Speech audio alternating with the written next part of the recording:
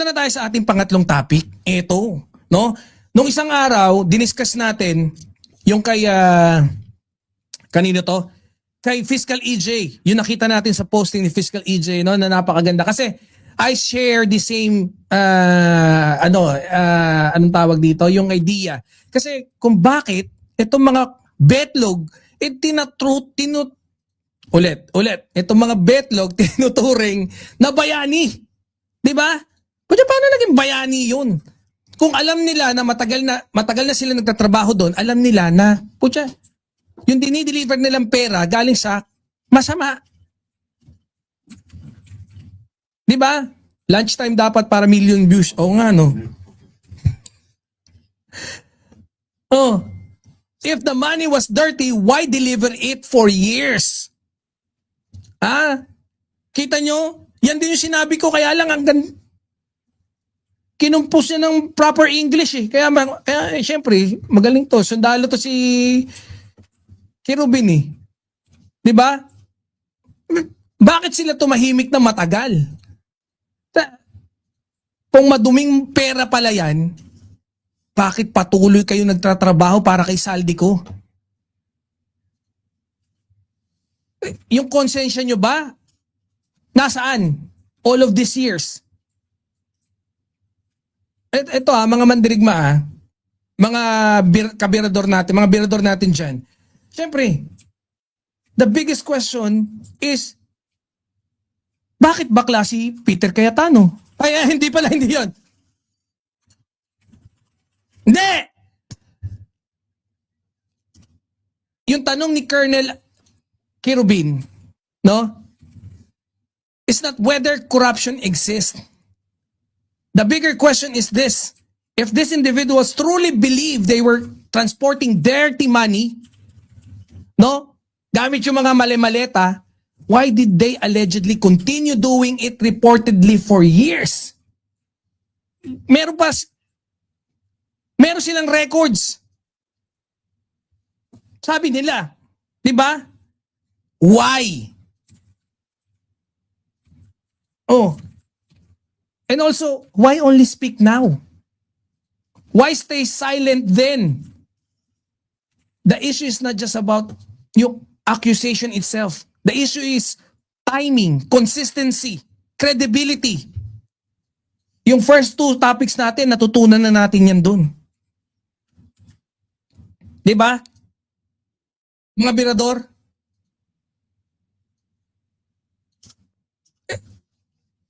Dito, lagi kayo masanay. Yung mga magiging tanong natin dito, medyo uncomfortable. So, let me ask you. If you truly believe, no, a crime was happening sa harap mismo ng mga tao mo, ng mga nangyayari mismo, alam mo mismo, nakikita ng dalawang mata mo, would you participate in it for years? Makiki-join ka ba? Alam mo masama. Alam mo may krimen na ginagawa. Marcus is watching you before he's go. Oy! Marcus! Galingan mo mag-aral. Ito ng pinaka-foundation. Swerte mo, napamanahan ka na ng good looks. No, ganun din ako eh. Sabi ko sa anak ko eh. Anak, napamanahan na kita ng good looks. That's more than enough for you to survive.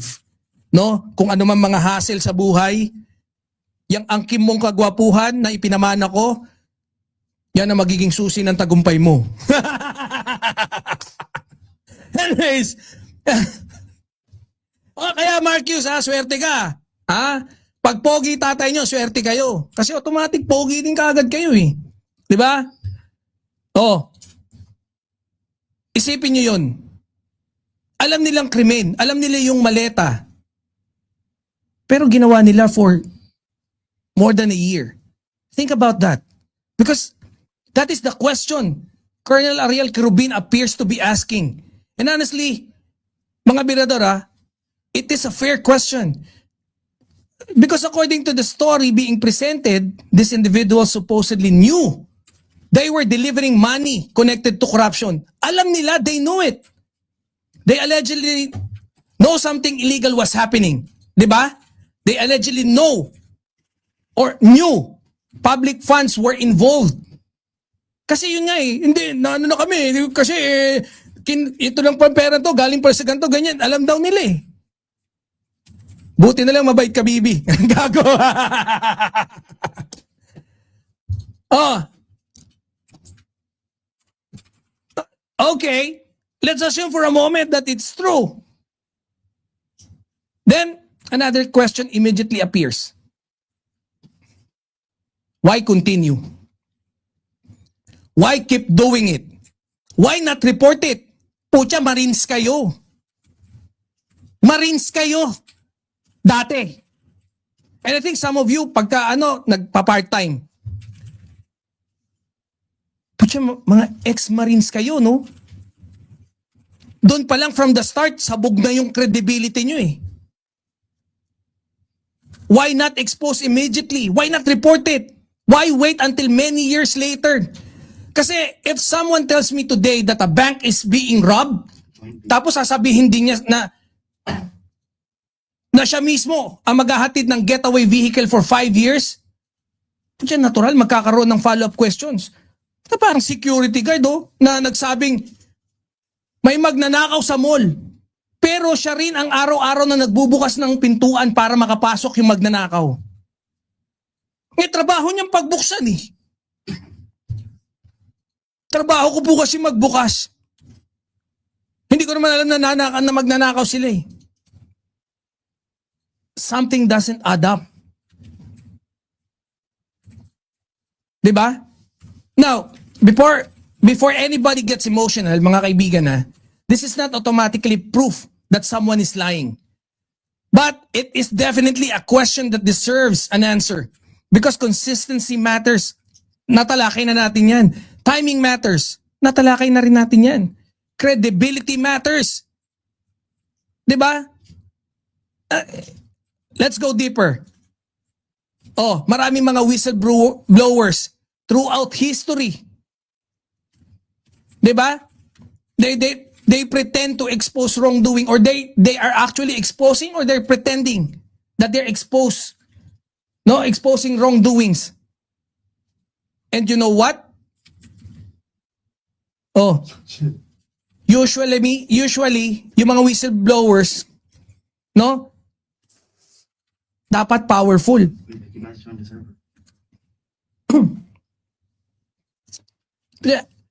Kasi may risk. Because they speak while the danger is still present. They speak while they can still lose something.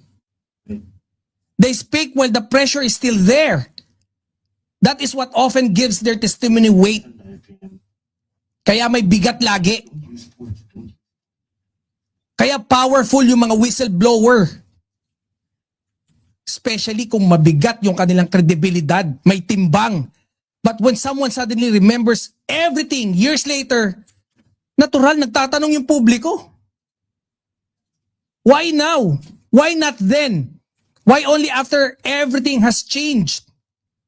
Parang kaibigan mo nagsasabing alam pala niya, ang winning lotto numbers. Ang problema, sinabi niya pagkatapos ng lumabas yung resulta, kakaltukan mo agad di ba? Madaling maging propeta kapag tapos na yung laban. Madaling mag-predict ng mga resulta. Kung ang i-predict mo, yung resulta kahapon. And that is why many people are now focusing on the timelines. Not just the accusation. The timeline. Because the timeline tells story. If someone allegedly delivers, kunyari, they allegedly delivered the money, 10 times, 20 times, 30 times. Then the obvious questions, yung susunod ng tanong, what happened? What happened? After the delivery, ano nangyari? What happened nung sumunod na delivery? Nung pangatlong delivery?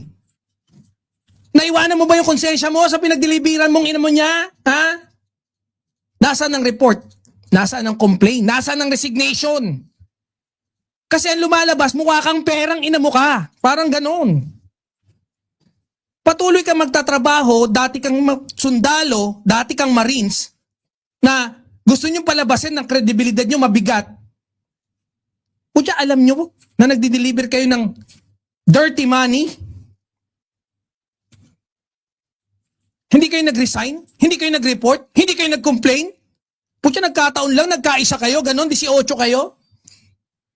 Padagdag pa kayo ng padagdag, nung una, pabawas kayo ng pabawas. Kasi, if the money was truly dirty from day one, then every succeeding delivery creates another question. Parang may nagsabing, alam niyang expired ang gatas, pero siya pa rin yung araw-araw na nagdi-deliver nito sa grocery niyo. Oh, okay ba yon? Siyempre, eventually, people will ask, Boss, kung alam mo pala bakit mo pa itinuloy ng ina mo ka? Parang ganun. And that is exactly the point being raised here. Not just whether corruption happened, but whether the behavior being described makes sense. Because credibility is not only about what you say. Kung ano lang lumalabas sa boka-boka mo. Credibility is about what you did. Kasi actions matter. Choices matter. Behavior matters. And kung may gap within the story and the behavior, people naturally become skeptical. Kahit ako eh. 'Di ba? Sabi niya mabait siya eh.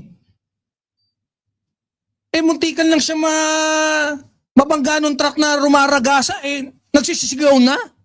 Porque muntik siya mamatay. Naging skeptical ako. Sabi mo mabait ka.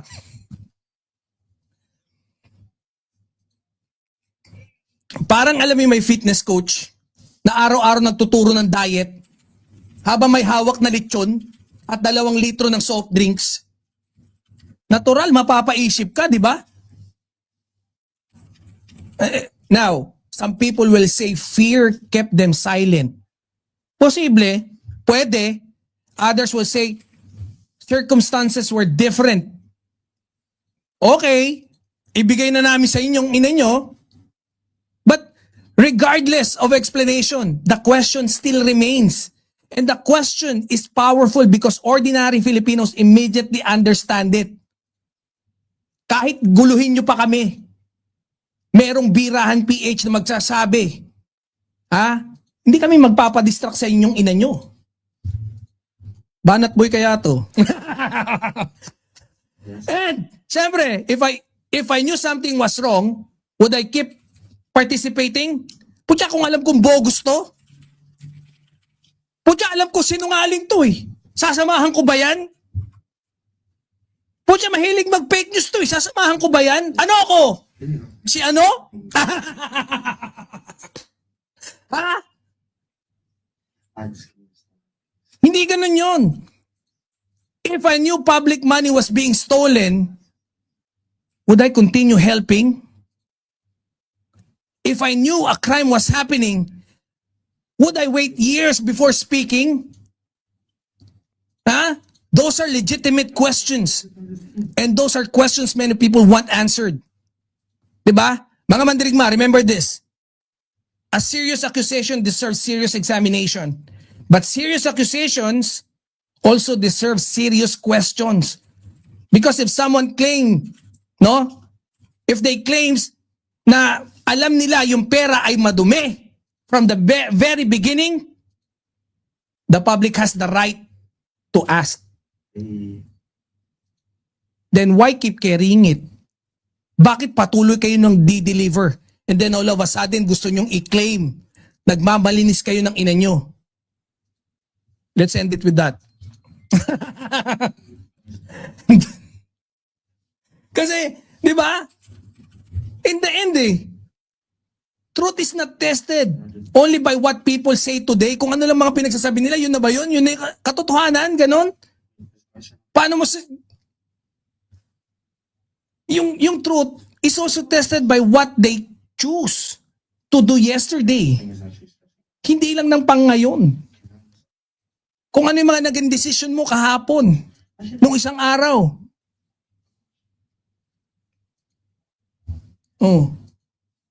Si Colonel Kerubin, no, DDS to eh. Pero hindi, syempre, 'di ba? Ganun naman tayo eh. Ma'am Chaicher, 'di ba? Oo.